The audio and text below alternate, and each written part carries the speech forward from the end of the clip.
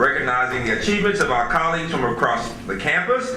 Would you please join me now by standing as we listen to the UMBC Camerata sing the national anthem, directed by Stephen Caracciolo.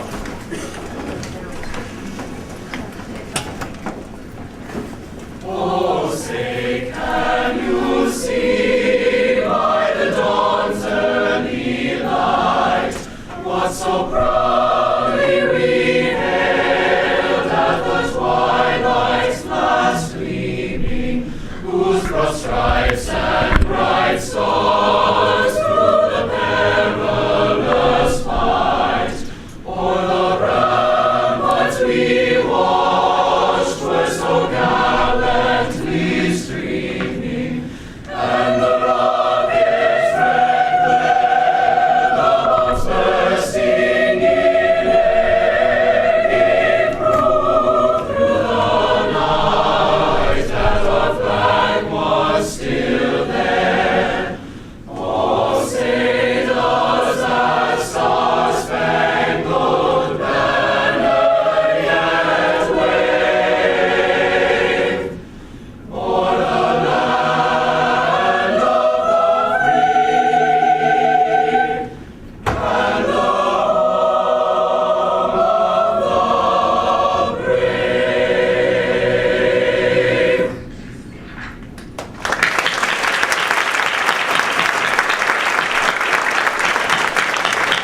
We want to thank the Camerata for being here today. We know everybody's in the middle of classes, and let's give them one big round of applause. Stephen, thank you very much.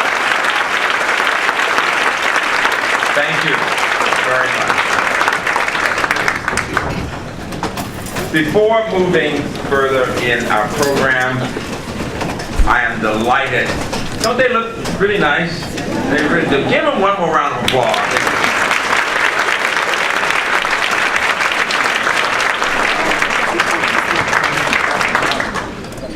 These guys should have job interviews today, and the women, I tell you, it's amazing.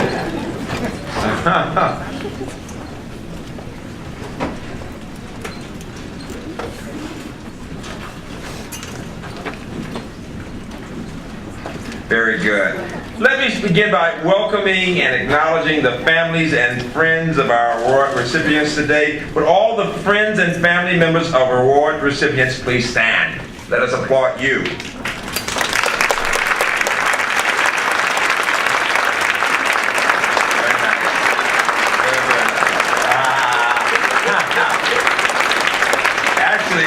We all could have stood that, but we said the friends of recipients, right? Also, we have former and current presidential teaching and research professors here and past distinguished staff award winners. Would all of you please stand? Please.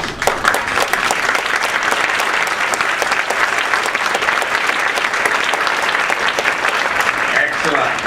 And now, at the end of this session, before we conclude, I'll give some remarks about where we are as a university. But now I'm delighted to welcome Vice Provost Tony Herrera, who will, in the absence of Dr. Rouse today, be moving ahead to present the awards. Dr. Herrera, please. Give him a hand.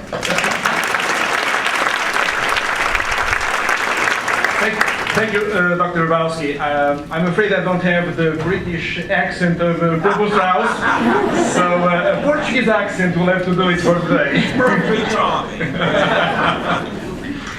Let me start by adding my personal congratulations to all the faculty and staff colleagues we are recognizing today here for their outstanding achievements and their impressive contributions to our campus, our community, their research and their teaching. It gives me great pleasure to honor the Presidential Faculty and Staff Award winners. The 2012-2015 Presidential Teaching Professor is Dr. Terry Boughton. Dr. Boughton, Associate Professor of History, is a nationally recognized scholar in American Revolutionary and Early Republic history. He is in great demand not only as a professor in undergraduate courses, but also as a graduate student instructor and mentor. In the past 3 years, Dr. Boughton chaired or was a member of 13 MA thesis committees. This represents clearly significant investment of time, commitment, and energy for Dr. Boughton. He is known for getting students excited and motivated about studying history and for bringing the depth of his research to the classroom. His colleagues often turned to him for advice on teaching. Please join me in congratulating 2012-2015 Presidential Teaching Professor, Dr. Terry Boughton.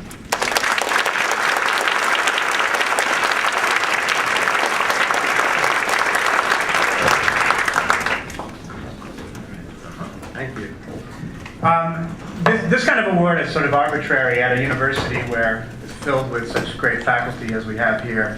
And it's also arbitrary as far as teaching goes because there are so many different kinds of effective teaching styles. My teaching style is based on a willingness to make a complete ass out of myself to drive home a point.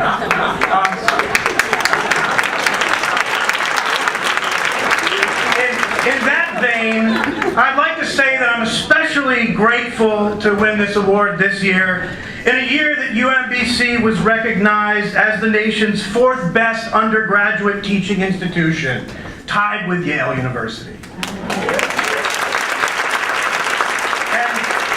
And by the process of faulty logic, this makes me, and someone from Yale, the number 4 ranked teacher in the nation.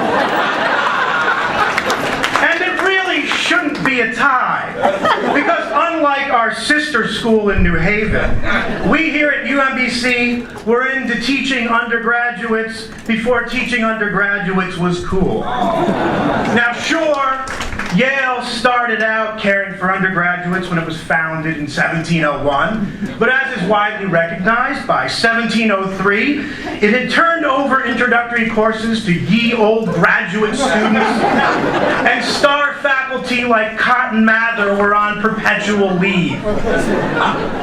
By contrast, UMBC has always valued both teaching and research, understood that teaching and research reinforce one another, and appreciated how essential it is to have faculty who are very good at both.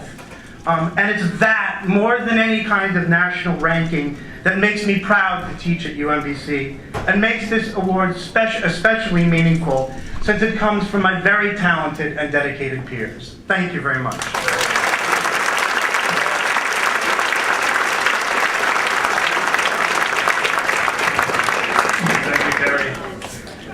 The recipient of the 2012-2015 Presidential Research Professor Award is Dr. Tim Finan. Dr. Finan, Professor of Computer Science and Electrical Engineering, is an internationally recognized authority on artificial intelligence and intelligent agent research. He was a pioneer of the subject in the Computer Science and Electrical Engineering program at UMBC. In 2009, he received the IEEE Technical Achievement Award for pioneering contributions to distributed intelligent systems. Tim is widely regarded and respected as a valuable asset to UMBC, both as the former chair of the Department of Computer Science and as an instructor for a wide variety of classes. He is known for his enthusiasm for computer science research and excellence as a mentor. Please join me in honoring Dr. Tim Finan as the 2012-2015 Presidential Research Professor.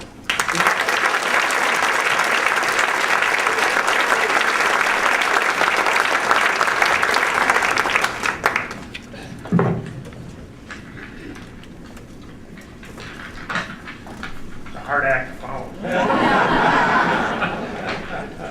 But I'm very honored to receive this award, especially so because it comes from the UMBC community, a group whose opinion I respect and care a great deal about. When I came to UMBC 21 years ago, I was attracted by its youth and vigor and the quality of its faculty and staff and students. In 1991, our department was located in Temporary Facility 1, which was a wooden temporary structure that was propped up on stilts that are hidden by a trailer skirt. Last week I tried to remember exactly where it was on campus. I think it was where the physics building is now. And I couldn't find any pictures of it on the internet or old campus maps even. I think this is because it was a prehistoric time before writing on the web had been invented. Since then, UMBC's computing programs have grown steadily and tremendously. We moved from TF1 to the new ECS building in 1994. And then we moved into the even newer ITE building in 2003. Now there are over 2,400 students who are enrolled in one of UMBC's computing programs, either a degree program or a certificate program. It's really a tremendous community. I've come to understand that the fundamental component of research is search. Many ideas have to be generated and explored and tested to find out which ones are likely to be successful. It's difficult in this line of work to make progress working by yourself. So I feel that any success I've had in research can be attributed to my having many intelligent and enthusiastic faculty and students to work with here at UMBC. It's been a privilege to work with them over the last 20 years and to work at this university. Thank you very much for the support.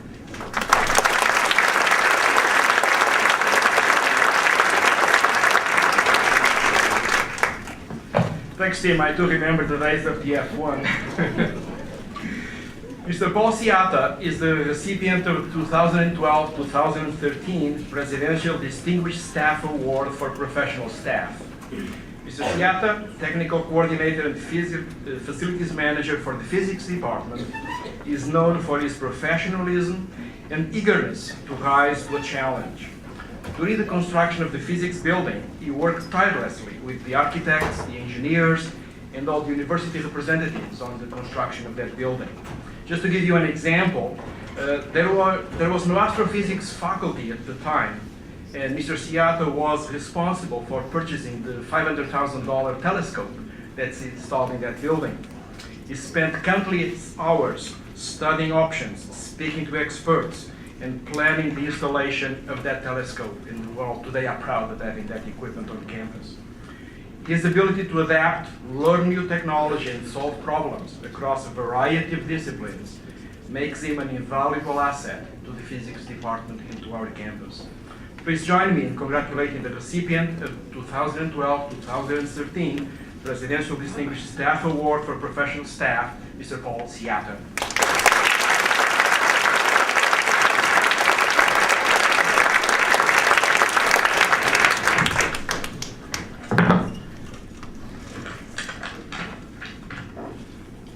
Okay, one thing I'm not noted for is my public speaking, but I'll try to follow these great speakers that just were here accepting awards. First off, I'm very honored and thankful to be receiving this award. And I'd like to just spend a few moments recognizing the people who most influenced me at UMBC. First off, the faculty, staff, and students of the physics department spanning 39 years have been a joy to work with and serve, and I'm very grateful to have known all of them. But there are a few people I want to mention by name because they were very influential in the early years when I first came to UMBC, and I was most in need of mentoring. Professor Alvin Meckler got things started by hiring me in 1973, and Professor Michael Hayden nominated me for this award, which I'm grateful. Also, Professors Joseph Mulligan and Robert Rosera, and Associate Professors Robert Reno and Jim Wu really taught me most of what I know about physics lab work, technology, and maintaining scientific equipment. Professor Alfonso Conflatero and Mort Rubin, and Associate Professor Ivan Kramer provided a social context beyond the departmental business side of things. And while not in the early years, Professor Jeff Summers took me beyond the lab setting, and he really showed me how to do things in administration and management, and I'm very grateful for that. And finally, the God of Holy Scripture has sustained and richly blessed me, and I'm very, very grateful. He has provided me with meaningful work and wonderful family and friends, and I thank you all so very much for having me here today. Thank you.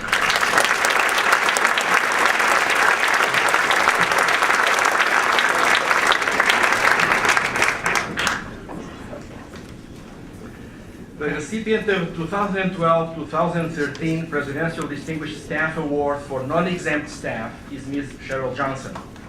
Ms. Johnson, go ahead.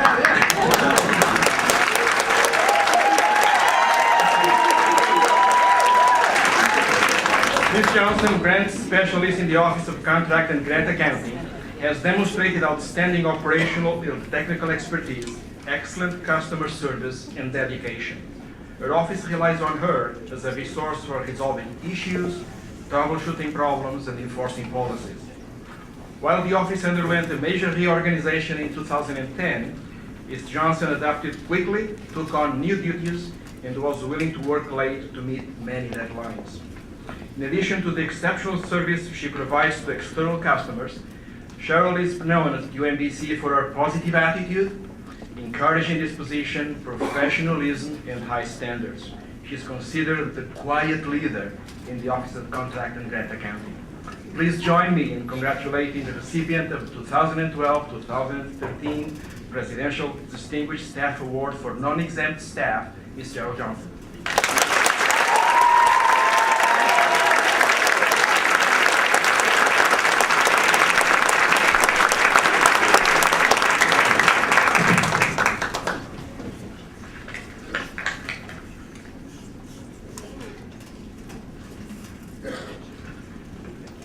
Thank you.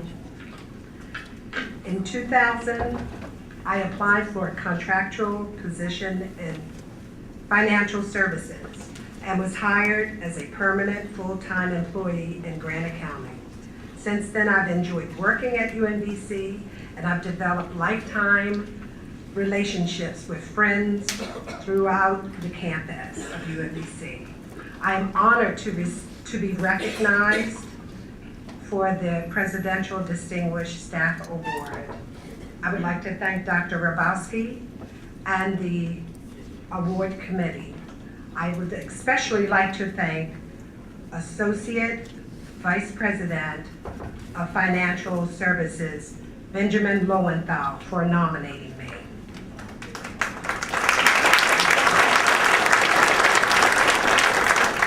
Many thanks to my manager, Joanna Fernandez, for her coaching, mentoring, assisting, and pushing me. I would also like to thank all of my colleagues and friends in financial services and throughout the campus that I've met.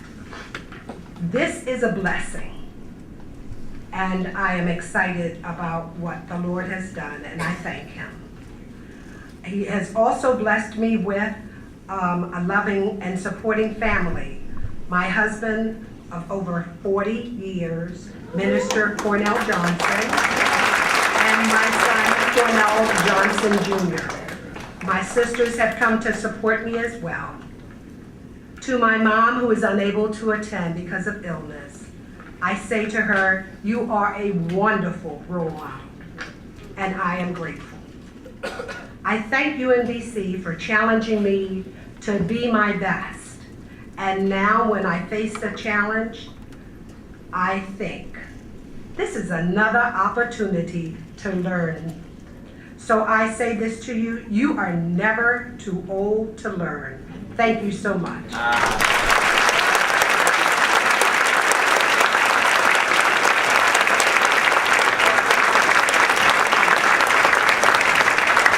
Please join me again in congratulating the Presidential Faculty and Staff Award winners.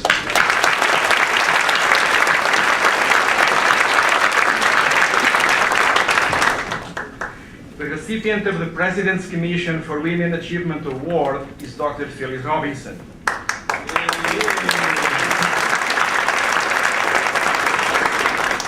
Dr. Robinson, professor of biology, has tirelessly advocated for gender equity at UMBC. She co-chaired the committee to investigate gender differences in resources for faculty in the STEM fields. Her goal was to make UMBC as famous for its support to women in science as it is for the success of the Mayer-Off programs.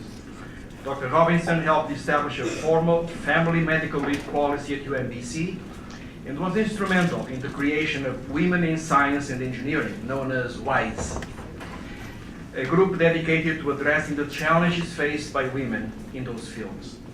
Over the past decade, the number of female tenure-track faculty at UMBC has more than doubled. Please join me in congratulating the recipient of the 2012-2013 President's Commission for Women Achievement Award, Dr. Phyllis Robinson.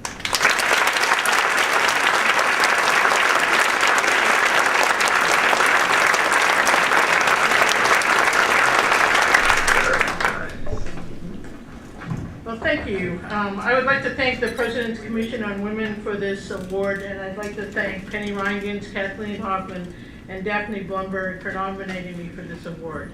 I would like to acknowledge all the women and men I've worked with in the last 14 years of this project of making UMBC a place where women and all underrepresented groups in STEM can thrive.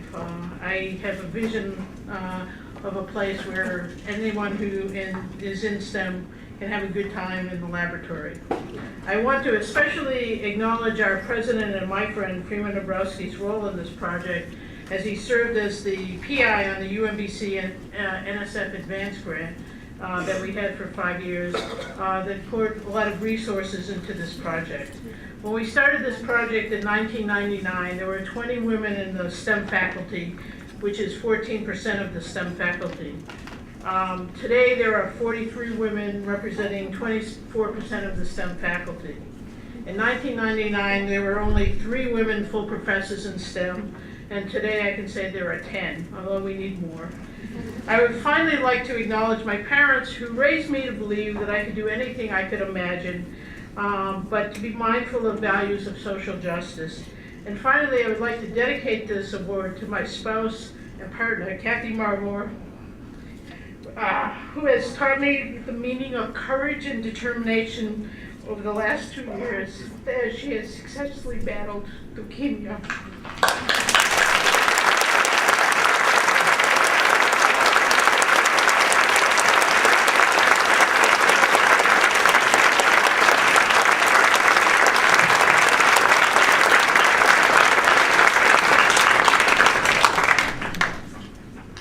Each year, the Board of Regents honors a select group of faculty and staff for their outstanding achievements.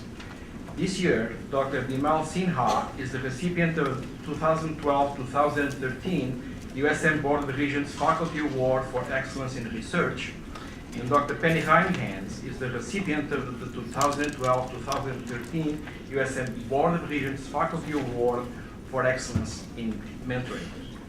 I'm going to begin by introducing Dr. Sinha, professor in the Department of Mathematics and Statistics. Dr. Sinha has served the Department of Mathematics and Statistics with world-class scholarship, outstanding teaching, and mentoring. An internationally recognized scholar, Dr. Sinha has established himself as a leading authority in the field of environmental statistics. His work has informed groundwater contamination enforcement and compliance decisions, and the Environmental Protection Agency has funded him since 1987. Dr. Sinha's leadership was instrumental in developing UMBC's statistics program, which has become world-renowned for research excellence. Please join me in recognizing Dr. Bimal Sinha, the recipient of the 2012-2013 USM Board of Regents Faculty Award for Excellence in Research.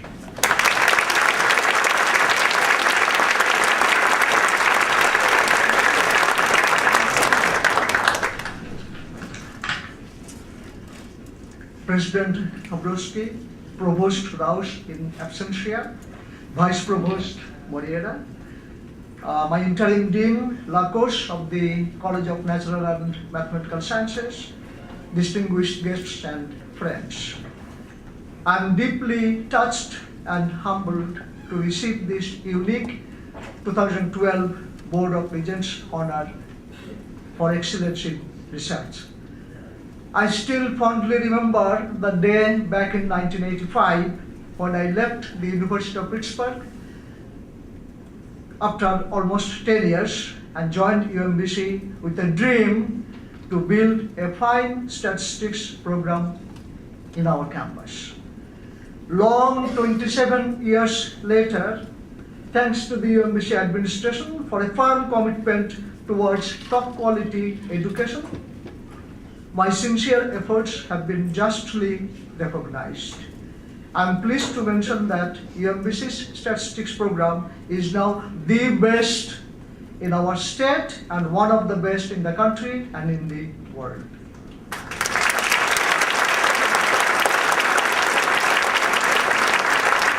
During this entire journey, I was never alone.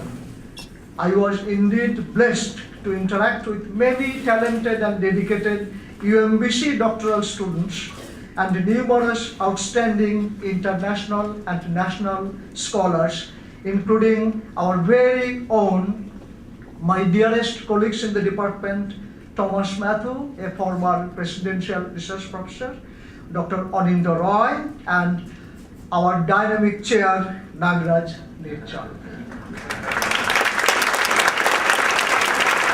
I dedicate the Board of Regents' honor to our collective efforts and scholarship, and to the unfailing and unconditional support of my best friend and life partner, my wife, Suchandra Sinha.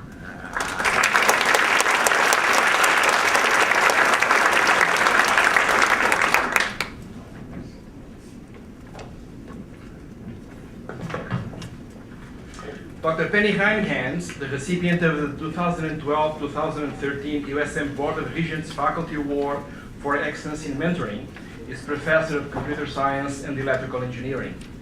Dr. Heinghans is renowned for the leadership she provides to the campus community as a professor and director of the Center for Women in Information Technology, known as CWIT.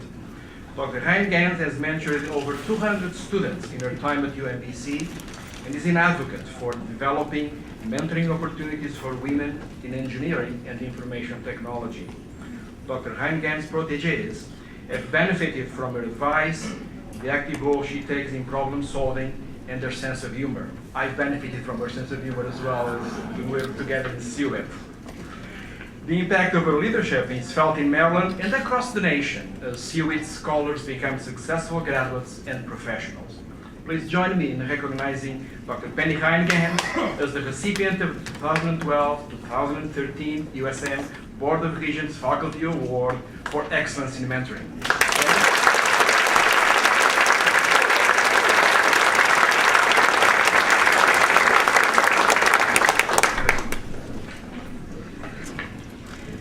So reflecting a little bit on this award, it occurred to me that there were two things that helped prepare me for it. The first is, I'm an oldest child, so I discovered early that I liked to tell people what to do. Sometimes they even listen to me, right? And then I get to call it mentoring. The second thing is, as a computer scientist, it's my business to develop solutions to things. I like to fix things that are broken. And at some level, debugging programs and debugging organizations has a lot more in common than you would think it to do. A lot of times the solutions that I end up building involve mentoring or involve mechanisms to support mentoring. It's been a critical piece. And that's particularly cool because not only do I get to tell people what to do, I get to help others be able to tell people what to do. And so that's ripples, which is cool. A bit more seriously, virtually nothing that I'm being honored for today could have been done without the support and guidance and active collaboration of many, many people who I won't try to name explicitly here. You know who you are. I'm able to receive this award in large part because of their contributions, not because of mine. I'm grateful to my own mentors who've helped me grow and who've also shown me who I want to be. I'm grateful to my collaborators who've taken half-baked ideas and worked really hard to turn them into successful programs. And I'm grateful to my own students and proteges who've humored me by listening to me when I tell them what to do. Thank you.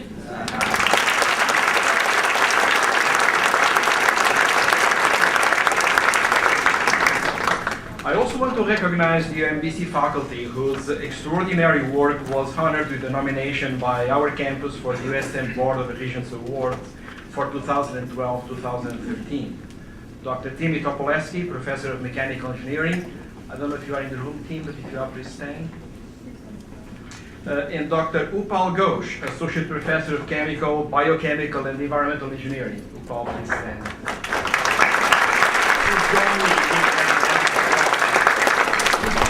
I also want to recognize the UMBC staff members whose work has been honored by a nomination by the campus for the USM Board of Regents Staff Award for 2012 and 2013.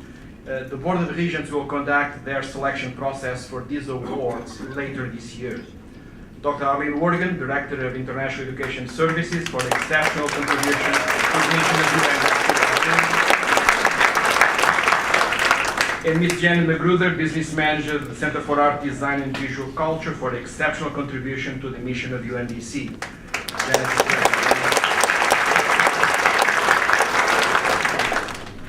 In addition, Mr. Lamont Oliver, the longtime director of our Meyerhoff Scholars Program, and who passed away in February. He has been nominated for the Visions Award for its outstanding service to students. Of course, UMBC community continues to keep Lamont and his family in our thoughts and in our prayers. Please join me in giving them all a round of applause.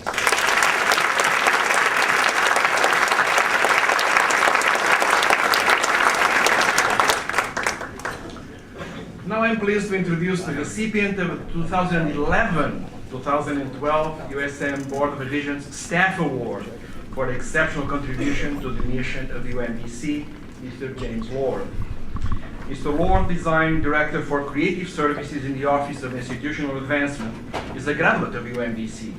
His unique understanding of the university is reflected throughout his work, which in turn shapes how others see UMBC. Mr. Lord oversees more than 900 creative projects each year and is often asked to bring his visual sense to broader university projects. Under his art direction, UMBC Magazine won 4 National Design Awards after only 6 issues. Mr. Lord understands the importance of real-world experience for graphic designers and supports our students through mentoring, internships, and jobs. Please join me in recognizing Mr. James Lord, the recipient of 2011-2012 Regent Staff Award for exceptional contribution to the mission of UMBC.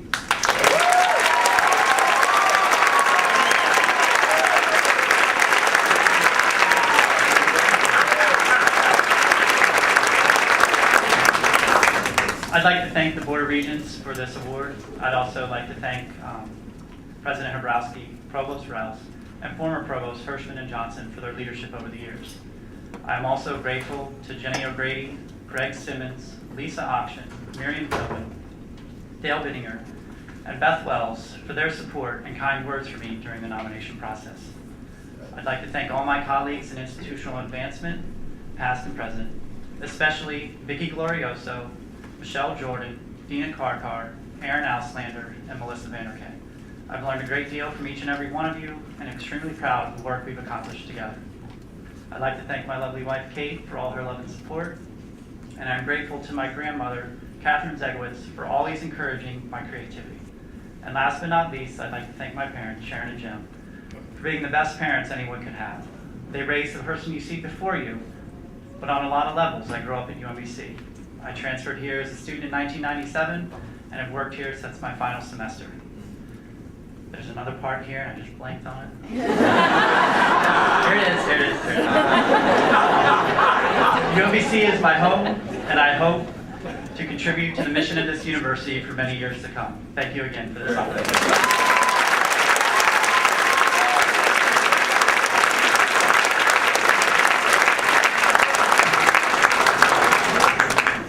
There's another part here of this blank. Now it is my pleasure to recognize Ms. Michelle Wolf, the recipient of the 2012-2013 Jakubic Family Endowment Staff Award. Michelle was not able to join us today, and Dr. John Martello will speak on her behalf. Jakubic Family Endowment Staff Award honors an exceptional staff member who has contributed to student academic success. Staff members are selected based on their innovative advisement, excellence teaching, creative application of technology, mentorship of undergraduates, and development of new programs. As this year's recipient, Michelle is the director of the Shriver Center. Under the leadership, internships and co-ops have grown 97%, and more than 1,200 students are placed in service, nonprofit organizations, and area businesses each year.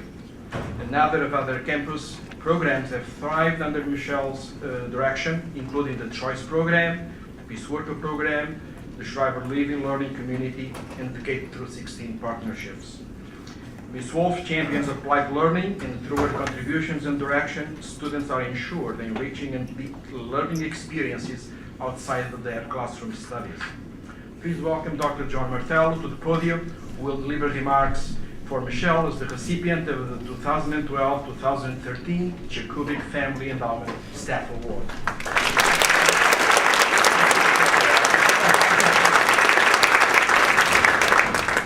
I don't know about you, but I wouldn't try to give my remarks extemporaneously like Jim did. I think he deserves another hand for doing that.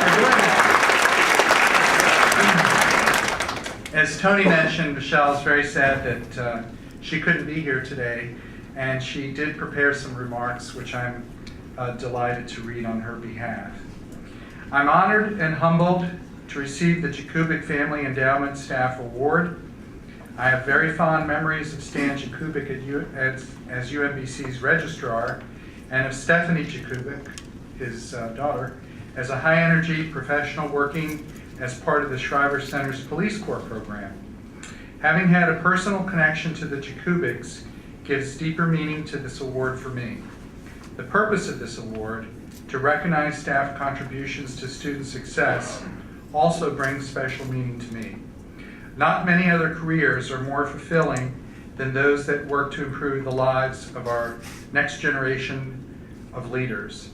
From John Martello's vision, I paid her to say that, more than 20 years ago, to the incredible day-to-day work of our current staff, some of whom are here today. The programs of the Shriver Center do just that. They guide and support students toward their professional, personal, and academic success. I am truly blessed to be in a position to oversee these programs and the talented people who make them happen. I'm also blessed to have a family that nurtures and supports me and my work. I'm inspired every day by our students, by my Shriver Center colleagues, and my family, so I accept this award on their behalf.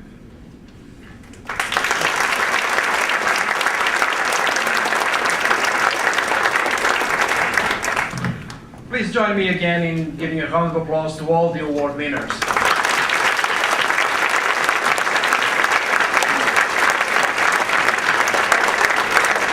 And now I will turn the program back to our president, who will present the university update. Great, thank you Thank very you. much. Thank you.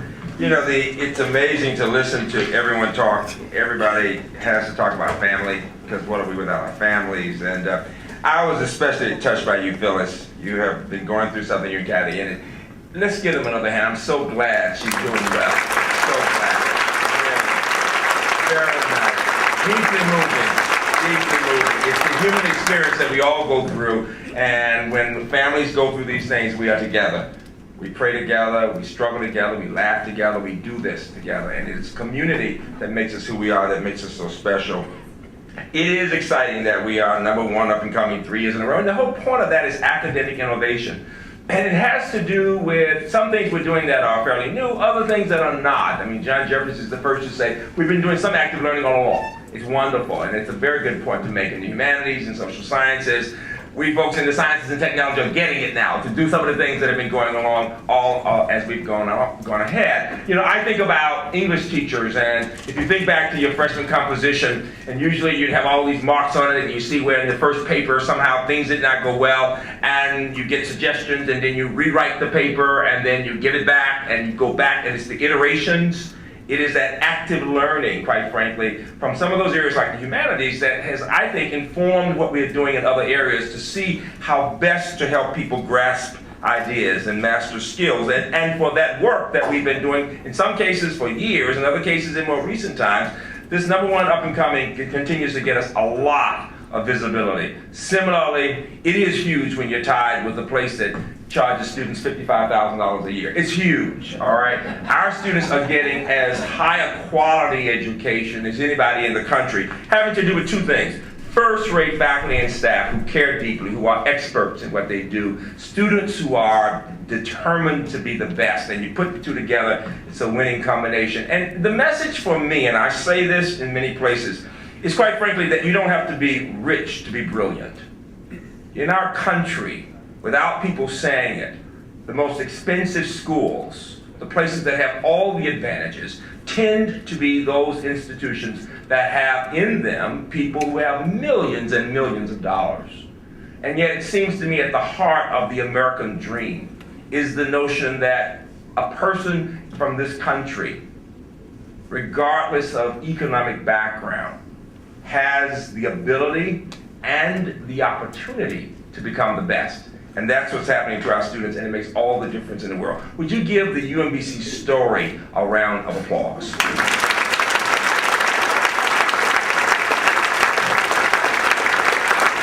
And so it's not surprising that Kiplinger's is named as one of the best valued colleges, and we get all of these ratings that talk about the fact that everybody's looking at what we're doing. I am especially honored that in the Chronicle of Higher Education survey for the last several years of great colleges to work for, we continue to be the only four-year institution in our state to be on that list as one of the top places. That has everything to do with the people here. And the fact that in spite of a tough time in furloughs and people being stretched to the limit, faculty and staff, and not getting raises, knowing we need to get raises. Give us a hand for needing to get raises, all right? You all. There is, again, I think it's a 2% raise in January. We will get that. So that gets us started again. And the economy's improving. It's going to get better. It really is. But in spite of not getting that kind of support, people here are saying something about each other, that we enjoy coming to work with each other and to go through these challenges together because we have the same goal of educating students, of seeking the truth, of doing the research. Let me just go through a few examples of all the awards people are getting. And these are just examples of things going on. This year we introduced a new minor in medieval and early modern studies that's directed by English professor Catherine McKinley, and it's an interdisciplinary program with faculty across a range of departments, from English and history and art and music, modern languages and linguistics. It represents the best of us. I'm looking into the face of Pat Laniu. Interdisciplinarity is something that we talk about a lot here, but it's not just talk. It is substance, and it's about a major in that area that sent people on to the best of programs, but it's also about faculty working across areas to come up with interesting ways of studying problems, from what Konstantin Poporis is doing with Asian studies to a number of other areas. It's very, very exciting. And as a result, we're getting more and more people who are getting these Fulbrights. Just an example, Mark Zupan is going to be in the award of the Fulbright for Portugal. In Portugal, John Sturgeon, and Mark Zupan, of course, is in mechanical engineering. John Sturgeon is in visual arts. He's received one to go to the United Kingdom as a distinguished chair at the London College of Art. Leslie Morgan, sociology and anthropology, was awarded the Distinguished Teacher Award from the Association for Gerontology and Higher Education. Tyson King Meadows, political science, was elected president of the National Conference of Black Political Scientists. Bruce Waltz, Emergency Health Services, represented the National Association of EMS Educators at the White House discussions on creating a federal agency for emergency medical services. That department is bringing in people from all over the world. If you've not noticed, there are a lot of people here from Saudi Arabia. And many of them come from the Hospital Association there because of the quality of that program. Alan Kreisenbach in theater has been selected by the Japan Studies Association to participate in the 2012, it's called the Freeman Institute for Infusing Japanese Studies into the undergrad curriculum. I didn't know I had an institute named after me. That's very interesting. Just kidding, it's not my favorite, but this is very impressive. Don't go out of here saying I've got an institute name, it's not. Ann Rubin in history was elected president of the Society of Civil War Historians. Very nice. And Mary Desjardins in computer science and electrical engineering was one of 65 faculty members across the country selected to participate in the National Academy of Engineering's Frontiers of Engineering Education Symposium. Some of the interesting new books, Sombreros and Motorcycles in a Newer South by Nicole King, American Studies. Fascinating. And then a book entitled Quality Assisted Living, Informing Practice Through Research, co-authored by Leslie Morgan and Anne Christine Frankowski and Aaron Roth and Lynn Kimmick and Kevin Eckert, all from that Center for Aging Studies. And then a book entitled Museums, Monuments, and National Parks by Denise Maringlo, in history, in fact. And then one that I'm reading right now by Jessica Berman called Modernist Commitments, and that focuses on ethics and politics and something she calls transnational modernism. I'm struggling with it. Let me put it that way. It is not an easy read. It's a fascinating read. It really is. And I'm learning all along the way. There's something good about struggling with the book, right?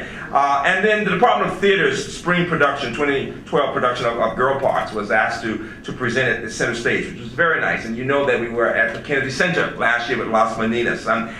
Then for students, interestingly enough, one of the theater students, I'm very proud of him, Keelan Jones, has just been accepted to the Tisch School at NYU in theater. He was the guy working around on hunches in Los Meninos. They were quite impressed by that, Wendy. There you are. It's really wonderful. I was with the dean of the Tisch School, and she said he was phenomenal. She said, tell the faculty, well done. Well done. 800 nominees, down to 60. 60 auditioned for 16 slots. Really a nice story. And he was telling me recently that one of the women he met there is on the wait list. She went to Yale Theater, all right? She's on the wait list, all right? We have many connections to Yale, right? So maybe they're not number 4, maybe they're number 5 or something, right? But it's really great. Robert Wardlow and Patrice Stark are both amazing biochemistry students under Mike Summers. They've both just been invited to the meeting of Nobel laureates in Europe. Give them a big hand, would you please?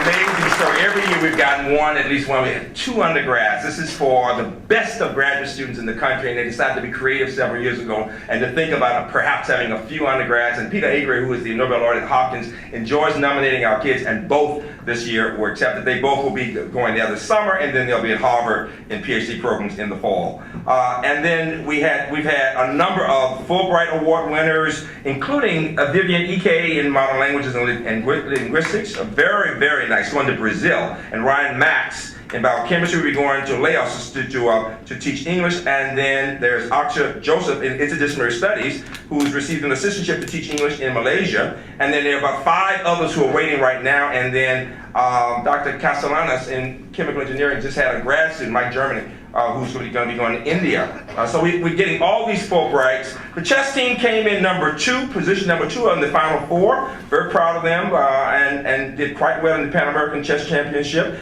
The women's basketball team did superbly. They win the championship. What I really like, though, they're in the top 10 in academics in the country. Give women's basketball a second. I really like that. And Curtis Schickner, an economics major, represented the Inter-American East as the only student representative on the NCAA overall national committee. Very impressive, an economics major. And then 3 of our men's swimming and diving team qualified for their country's Olympic trials. They'll be in London competing to see if they will be on those teams. So we'll keep you posted on that. And finally, a very impressive grant from Verizon, a grant to support the campaign against relationship violence. The program was created and supported by faculty, staff, and students across the campus, thanks to Nancy Young and Kim Licey in Student Affairs for leading the effort that focuses on educating people on this campus and having funds to do that kind of professional development. I am very excited about this for all the world to see, traveling exhibition on the civil rights time by Maurice Berger. Some of us were up in New York with it. It's been at the Smithsonian. It's gotten this prestigious award from the National Endowment to travel around the country to a dozen museums. And it's called the On the Road series. And I want to thank Maurice and Sims Gardner, Sandra Abbott, Bill Tudor, and Janet Magruder. It's amazing. And it comes here in the next year, I believe it is. It's going to be huge. It's really very, very impressive. And then congratulations to the Women's Center on its 20th anniversary. It's been a tremendous resource for the faculty here. If you've not seen it, I encourage you to watch the wonderful documentary that was produced on this first 20 years. Give the Women's Center a hand. It's a very, very very important. I want to congratulate Ellen Hemley. She was received the 2011 Innovator of the Year Award from the Daily Record for her work with BW Tech. Very impressive. And then the UMBC Dining Services was named the National Account of the Year by Chartwells, which operates our dining services, and this is with over 200 colleges and universities. Give Chartwells a hand. The food is healthy. It's good. Good service, man. And just finally, there are so many other awards, but these are just examples of a few of them. Let me just say the legislative session is about over, and I'm really delighted to say that we were able to keep that funding for the next $80 million worth of construction for the Performing Arts and Humanities Building. They'll be breaking ground this summer. Give Adrian Jones, Ed Casemeyer, and all a big hand for what they've done with that. I want to thank John Jeffries and Wendy. I see them sitting there. And all the people from Arts and Humanities who've been involved in the development. It is an amazing facility. Atlanta, your people, I mean, it really is. It is stunning. If you get a chance just to go and look around it. And what's really nice, and faculty were involved throughout the process, it was a struggle because anytime anything is important, you got to really work to get it right? And it's like a production. Let's think of it that way. And so what's interesting is that when I walked in on one of those floors, all that glass, you can actually see downtown Baltimore. The topography of our campus is such that it's going to be my new roof. I'm going to raise so much money over there for the arts and humanities. Give money raised for arts and humanities a hand. I am so excited about it. I really am. And it speaks volumes. I want to say one more thing about Adrienne Jones. You know that she is she is the most powerful woman, quite frankly, in the legislature. She is African American. She grew up in Arbutus, right here. She tells a wonderful story that when she first integrated the little school over here, and there was a May Day dance, and everybody in the class was white but her, and it was time to choose a partner, and everybody chose somebody else, and she was sitting there alone, devastated. And the teacher came over and chose her as a partner. And she talked about the value of a teacher to do the courageous thing to help a child. Now, we as faculty, the people who were here in the 70s and 80s, could never have imagined that little girl would grow up, come to UMBC, get a degree in the social sciences, and become the most powerful woman legislator who could get us this $170 million building. Give her a big hand, Adrienne Jones.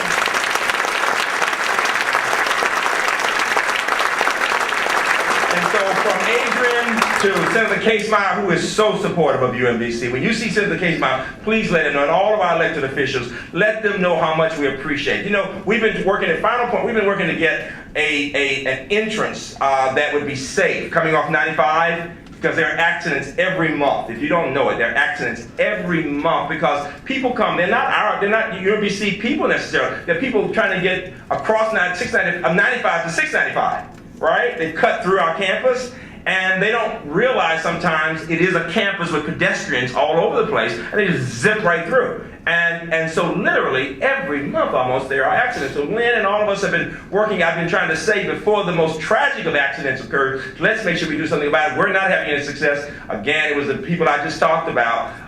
We're getting the beginning money to have a new entrance and to redo that entire front area. Give us a hand for an entrance to the campus.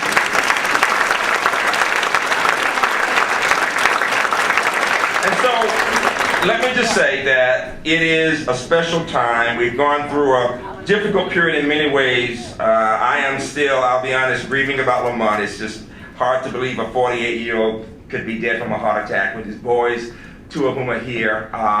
We were here in this room Saturday, and they were giving out these Legends of Excellence Awards from alumni, and he knew he was scheduled to get one, and his wife did not want to come.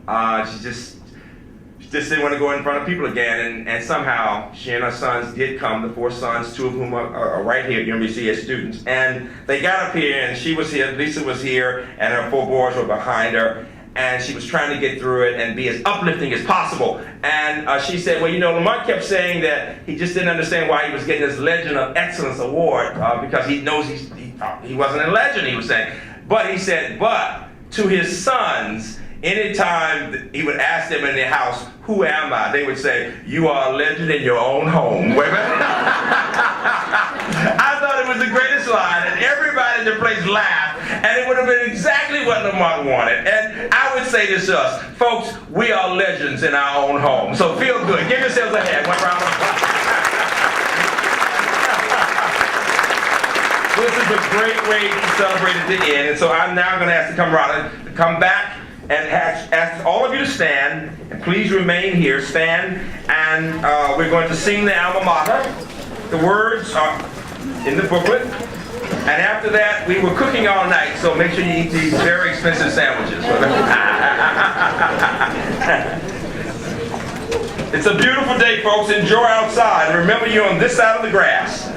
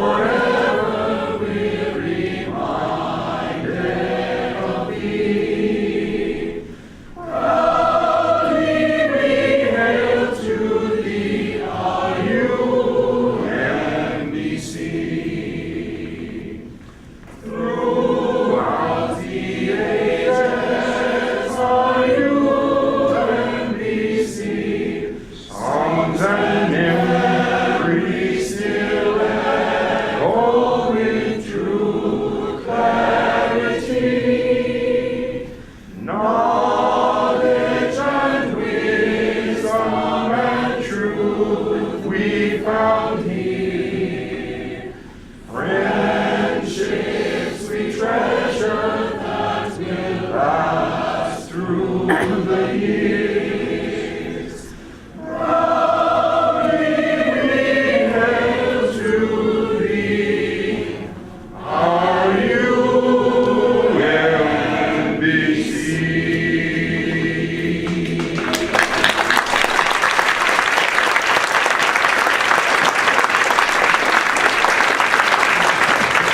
Congratulations to all the recipients. Enjoy your day. Thank you.